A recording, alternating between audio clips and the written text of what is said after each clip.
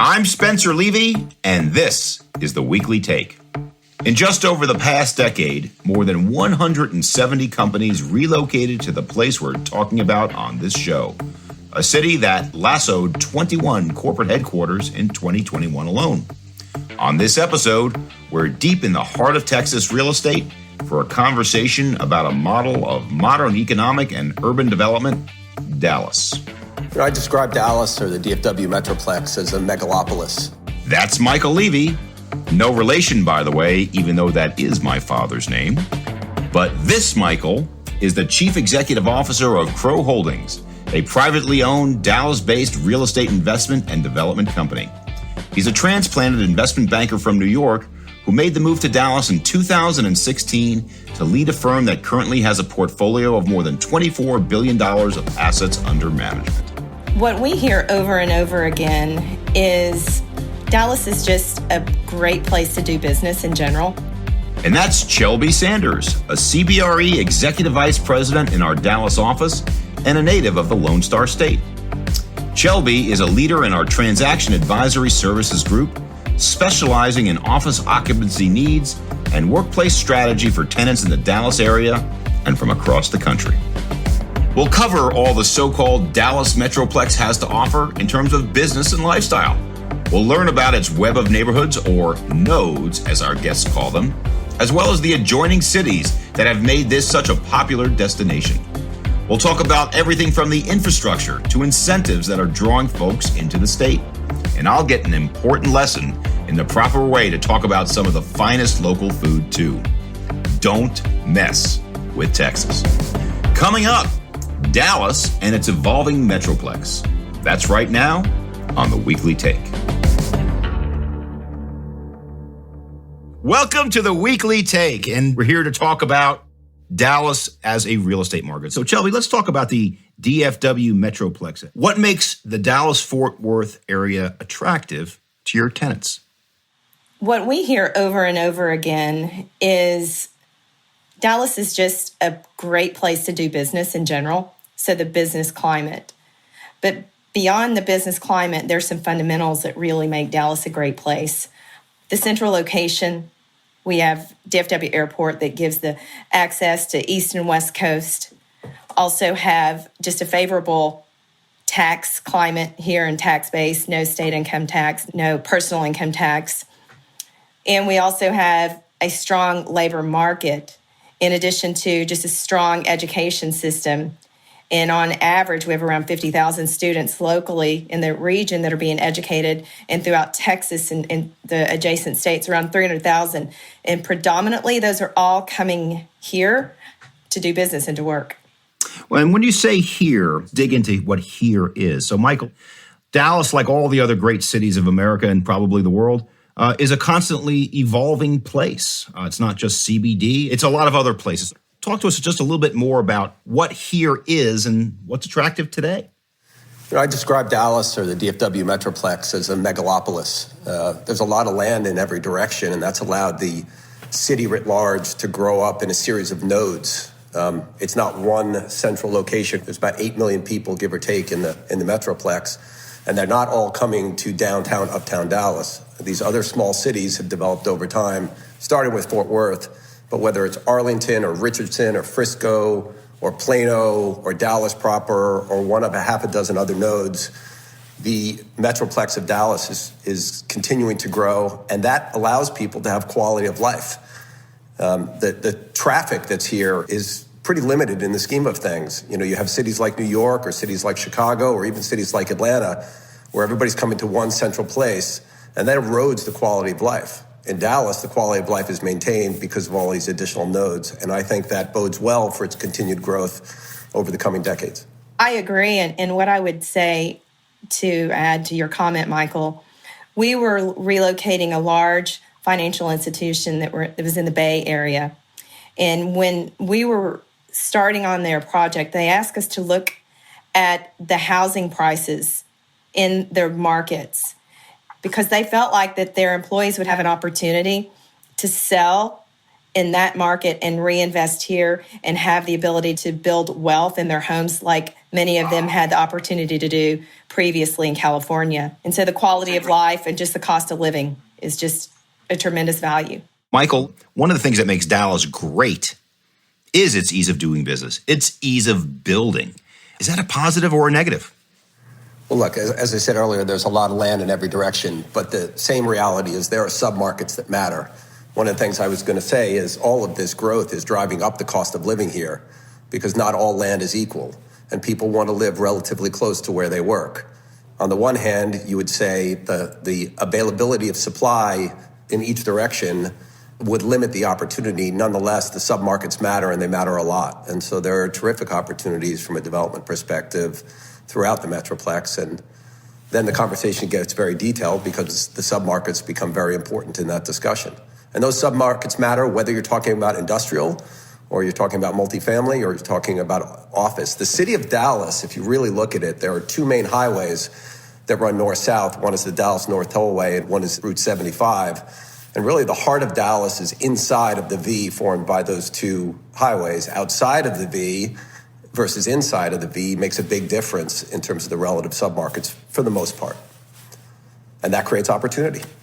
Since you brought up multifamily, because there's so much cheap housing or relatively inexpensive single-family homes in the area, does that make it more challenging to build multifamily in the Dallas Metroplex, or is there still great opportunity?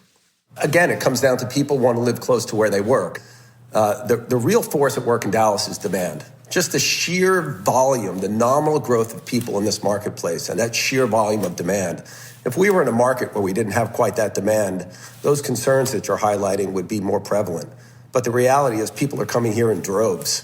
You can look at all the data, all the statistics, and they want to live in certain school districts where they're going to raise their kids, or they want to live in certain submarkets. And so there's plenty of multifamily opportunity in the city because of the sheer volume of growth that's taking place. So, Chelby, let's be a little bit more specific. What are some of the attractives of some neighborhoods versus others? That's a great question. And I would say it depends. We look at the DFW market as a whole when someone is coming in so that we can identify the best location for them based upon their goals and objectives.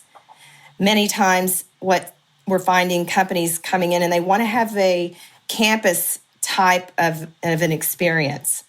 And if it's a campus that they want, then we look in the suburbs. Contrast that to someone that may want an urban location, then we really go in and we look in the urban locations. And to what Michael said, it really comes down to location, location, location, and being very specific and thoughtful about what can be achieved in each site and doing all your due diligence and understanding around the adjacencies and how each of those sites are going to contribute to the goals of the company. Well, Michael, Chelby suggested that it's either a campus or it's urban, but in fact, your campus, the Parkland campus, is both. It's urban and it's a campus and is expanding. Tell us about the Parkland campus and your plans for expansion. Sure. So we are located in an area called Oak Lawn, which is a couple miles north of downtown Dallas, right near the urban core, but a little apart from this area called Uptown. And 15 years ago, this part of town wasn't such a great part of town. And there was a hospital that was built here in 1913 called Parkland, the original Parkland Hospital. It was a beautiful building and it was in derelict condition. And so fundamentally, we took this beautiful building and developed a 500,000 square foot, 11 building campus, low slung, 3 to 7 story buildings, and developed a tenancy that was principal investors. And so family offices and foundations and private equity firms and asset management firms. And we've created a network in this beautiful office campus that's part office campus, part museum.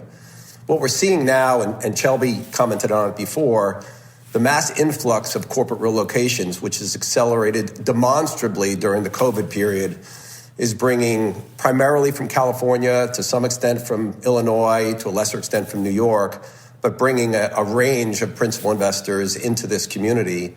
And in response to that, we're unable to provide space for a tenancy that mirrors the folks that are here on campus today. And so we're in the process now of expanding the campus, and We'll break ground in the coming months on a 250,000 square foot expansion of the campus in the same format and the same tenancy and the same live, work, play amenities that we provide today. Well, Spencer, here's what I'll say when I said urban versus suburban. Exactly what Michael's saying, we are seeing in the uptown area and around Field Street and around the West End.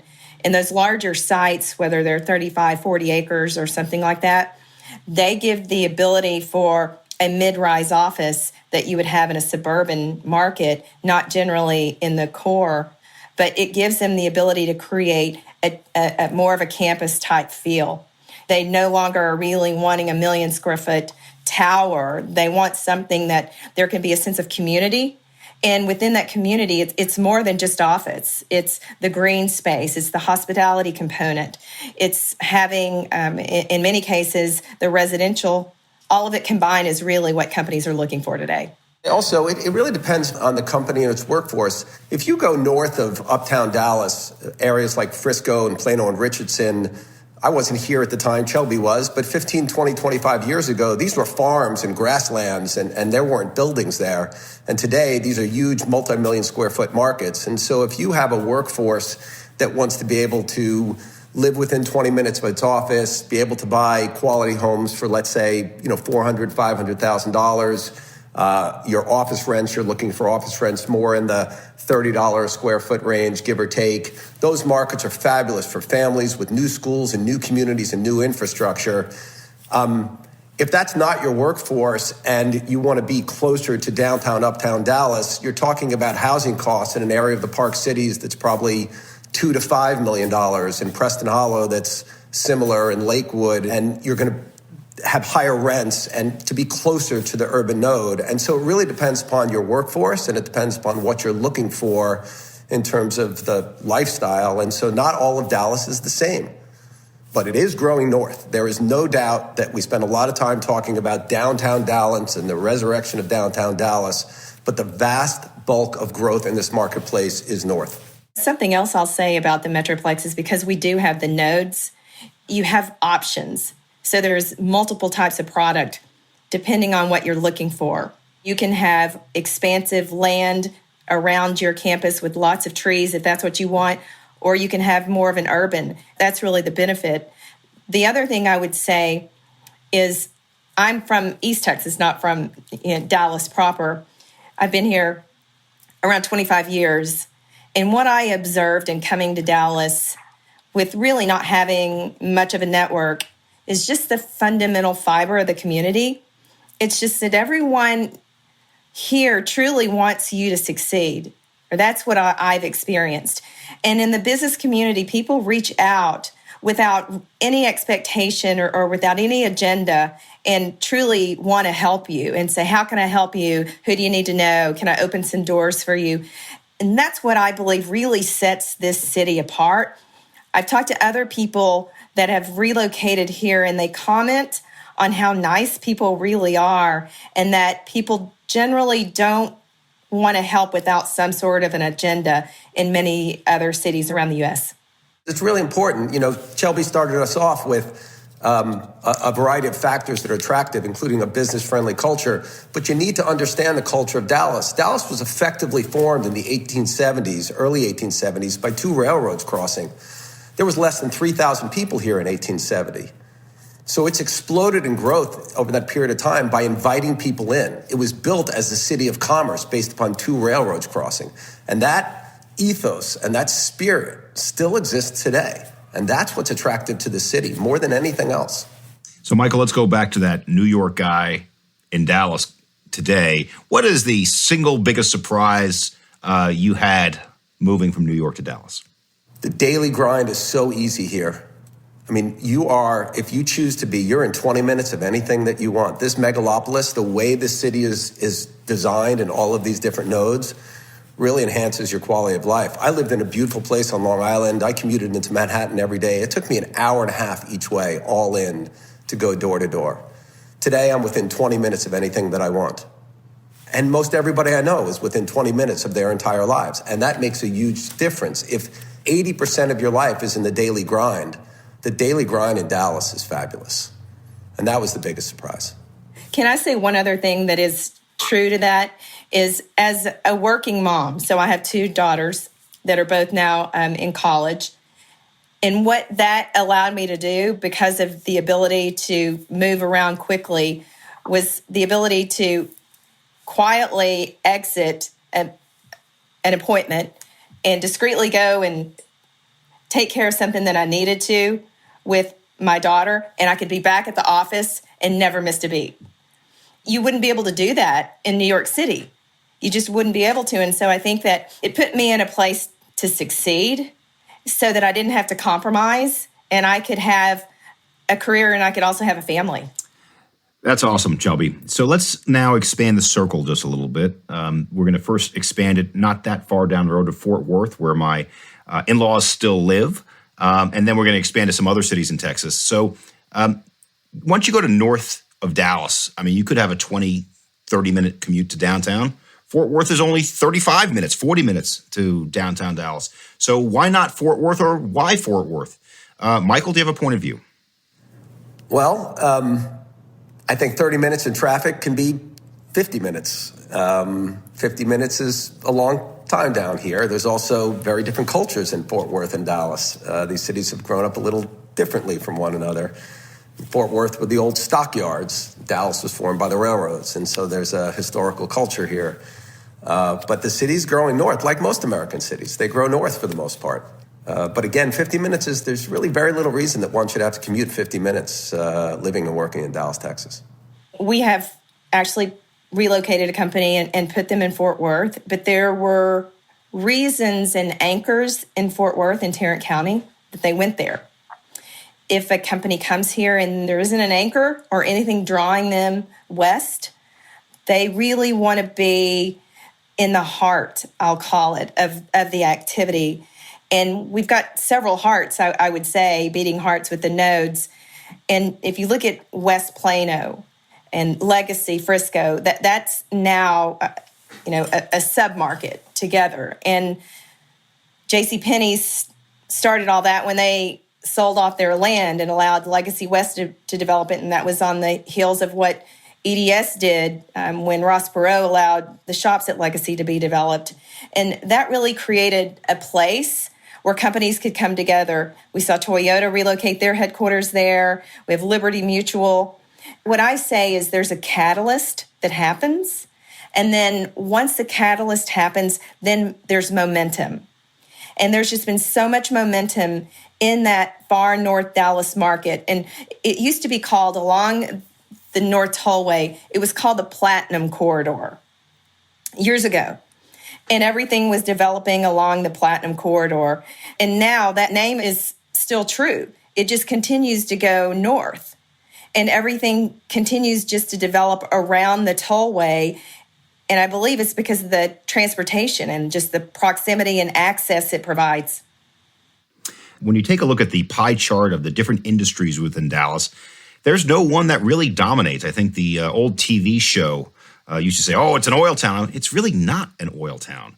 There are so many other businesses there, but when you look at the other cities in Texas, you do see a different type of identity, sometimes around tech in Austin, and maybe it is oil and gas in Houston.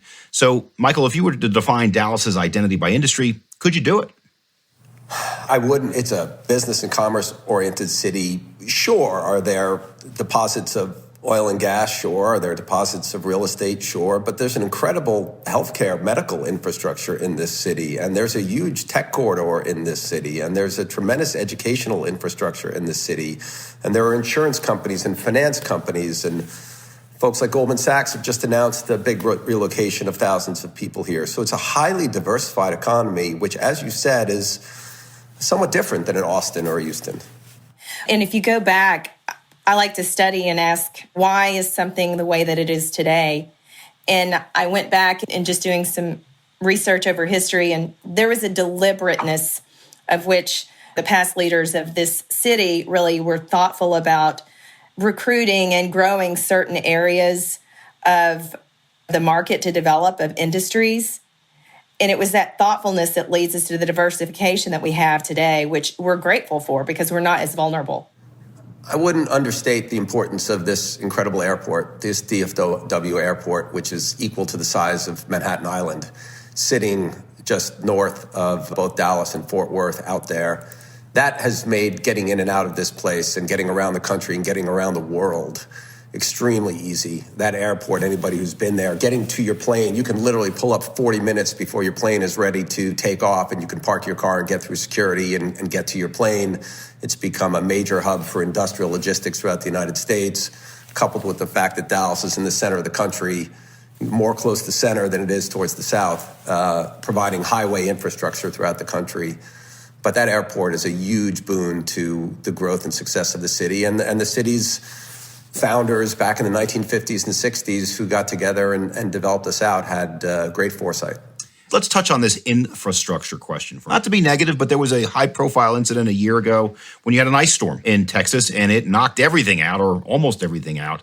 So my question is infrastructure going to be holding Texas generally and Dallas specifically back, or you think there may be some changes that are in the works? So Chelby, do you have a point of view?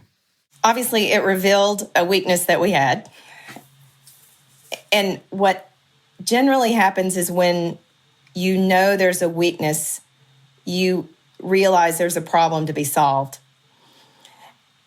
There have been significant changes within ERCOT's board, and they know that with the growth that this city and region's having, that we have to have the infrastructure to continue to support the growth.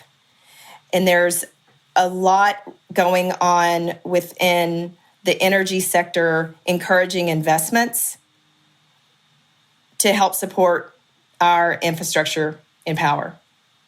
Well, speaking of infrastructure and power, they all come together in a sub-asset class called data centers, where Dallas actually was one of the founding areas for data centers. I remember one of the first deals I ever did was on a building called Infomart, which is right there on the highway. When you pass, it looks like the Crystal Palace in London. But data centers require a lot of power, and they are considered a form of infrastructure by some. So, Michael, let's talk about infrastructure generally, and then specifically in the context of data centers potentially in Dallas. And what's your point of view? Well, on the infrastructure question, the failure of the grid last year was both expensive and embarrassing, but I think it's largely a footnote in the overall picture of Texas's infrastructure investments to date and leading into the future. It's not a perfect infrastructure. Take the highway from Dallas down to Houston, and anybody will see it's in a constant state of repair or disrepair. But the scale of growth in these cities and the roads being built to accommodate them and the infrastructure is really unparalleled across the country. And I think the state and the politicians here are very focused on continuing to invest in the infrastructure going forward. And you also look at other areas, such as we're a leader not only in hydrocarbons and oil and gas, but in renewables, such as wind and solar. And so I think this state is very well poised to continue to develop out its infrastructure. Data centers in particular, as you perhaps know this, the Infomart Crow built the Infomart back in the day. It was used as a trade market center. It happened to be sitting over some of the most robust land in the country with respect to power and connectivity. And it's today one of the largest data centers in the United States. And so data centers, and as we move towards the Internet of Things and we move towards autonomous vehicles, clearly the need and the computing needs that we're going to have is continue to grow. And perhaps one day satellites will displace terrestrial data centers. But I think for the rest of my professional career, that asset class will continue to grow. And real estate investors will want exposure to that sector as much as they want exposure across many specialty areas of real estate, whether it's cell towers or life science or self-storage or single-family rental. These specialty real estate sectors are here to stay. They represent about half the public REIT market. If you add them all up, they're about equal in size to one of the four food groups within real estate. And I think they're part of the fabric of the investable landscape going forward. Yeah, I want to stick on the investment case for a moment. Michael, let's just talk about risk-adjusted returns for just a moment and looking at retail. Where does it sit in your mind? Is now the time? And the next question will be about office itself. When does that come back? So retail and office. Not all retail is created equal. Our company is very tilted towards industrial and multifamily. It represents the vast majority of our investing and development activity for quite some time now, and we've benefited from the secular trends underneath these sectors that I think a lot of people could see coming, and we've benefited from that. Equally, the internet and other forces have taken a toll on retail, and so you have to scratch your head a little bit and say, within that, is the baby being thrown out with the bathwater, and are there opportunities within retail that others are overlooking because it's called retail? And so we made a decision 5 or 6 years ago to focus on these non-grocery anchored, very small food and service retail properties. And when I say very small, $15 million properties, give or take. They've got a Starbucks drive-thru on one end, a Jersey Mike's on the other, a cupcake store, a Verizon Wireless, and a hairdresser. And there's tens of thousands of them across the United States. The one thing that's true about them is they're internet resistance. They're not selling goods. They're selling food and service. And at least for the time being, the drones are not bringing your coffee to you from Starbucks. You need to go somewhere to get your hair cut. And the apps you have on your phone is driving traffic to the Jersey Mike's and the Chipotle's in these little centers. And so we started investing in these quite some time ago, and we raised dedicated funds to invest in these. And then they were doing great, and we were buying them and driving double-digit rental growth in the lease rollovers, acquiring them from small developers, owners, and we were able to bring institutional leasing to them. And then COVID happened, and while we developed a strategy to be internet resistant, we weren't quite sure about COVID. But we've now been through COVID, and cash flows are above pre-COVID levels. And out of 1,800 tenants, we had something like 15 of them go dark, give or take, and the strategies worked for us. So we see that as a very bright spot within a relatively dark landscape of retail investing. And I guess different industries will be attracted to different pockets. I mean, it may be stereotypical, but Austin obviously is a big tech hub, even though Dallas has got a big tech component, and Houston is still a big oil and gas town, even though Dallas has a piece of oil and gas as well. I'm going to ask a futuristic question. We are both sitting at Javier's in Dallas, my favorite Tex-Mex restaurant in the world, by the way. And we're talking about the last 5 years of what just happened in Dallas. So 5 years from now, we're sitting at Javier's having a wonderful meal. What are we saying about what's changed in Dallas over the next 5 years? Michael. Well, first of all, I think the folks at Javier's would be very upset that you called it Tex-Mex. I was thinking the same thing. Oh, God. Well, I'm from New York. What do you call it, Michael? Well, it's Mexico City Mexican. It's not Tex-Mex. It's Mexico City Mexican. Oh, man, I just committed a party foul, and I'm a food guy. I think that's the biggest faux pas of the podcast, Spencer. The biggest change. It's very difficult for me to see that this train that's taking place and this influx of people to this state and this influx of corporations to this city is going to be derailed. I think you're going to see continued growth north of here. I think you're going to see a continuation of this train. I was speaking to the folks who run the Dallas Chamber of Commerce recently, and they talked to me about the number of serious discussions they were in pre-COVID from corporations all around the country moving here to the number of conversations they're having today, and it's up nearly 5x in terms of the serious discussions that they're having.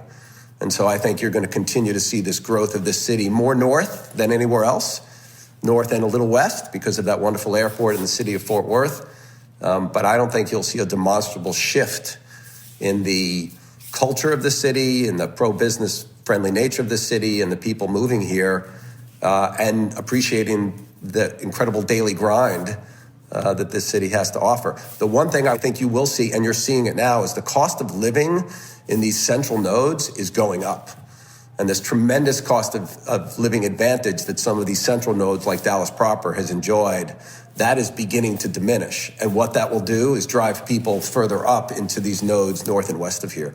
Before I go to you, Chelby, to get your point of view, I first want to apologize to the owners of Javier's and hope you will still let me there because I love your restaurant. Chelby, 5 years from now, we're sitting at Javier's. Looking back, what do we see? That's after I've eaten my steak cantiflas, because that's my favorite dish on the menu. Well, we're going to continue to see growth in various industries. And just last week, I was reading an article about is related to the medical community. And Michael, you commented on how strong our medical community is here with UT Southwestern and with the medical school. And what's happening is there is a life science and a biotech that is now a real emerging growth area. And I think it's exciting because we don't have that much of that industry today. And there's a large campus in Legacy that's vacant, that's over 1 million square feet. And I learned a few weeks ago that the owner investor is converting that and going to focus on life sciences. So I think it's interesting that we're beginning to see investors recognizing that and beginning to put some of the pieces in place in order to take advantage of that when it happens. And that's what's exciting. And if I think about Dallas, the one thought that came to mind when you said in 5 years and looking back, there's a lot of pioneers here and people that like to, they take risk, a calculated risk, but they're looking and trying to get ahead. And that's really what has helped make this city the place that it is today. And I know that we will look back and we will say, gosh, do you remember where you were in March of 2020? And if you just look at how far we've come in this period of time and look at all the growth despite the headwinds and the obstacles that we had, we're better today than we were. So on behalf of the Weekly Take, I am thrilled to have had two of our friends, clients, colleagues, Michael Levy, the CEO of Crow Holdings, joining us from his office at the Parkland Complex in Dallas. Michael, thank you very much. Thanks for having me, Spencer. It's a pleasure. Shelby, it was nice to see you. And Shelby, you were awesome. And our colleague, Executive Vice President, Chelby Sanders from CBRE. Shelby, thank you so much. Spencer, thank you. It's been an honor. And Michael, great to spend some time with you again. For more on Dallas and our show, please visit our website, cbre.com/theweeklytake. You can share the program as well as subscribe, rate, and review us wherever you listen. We'll be back next week with an episode devoted to International Women's Day, featuring the CEO of Crew, the largest commercial real estate organization in the world. We'll have an in-depth discussion of women in the business and the impact of the pandemic. Thanks for joining us. I'm Spencer Levy. Be smart, be safe, be well.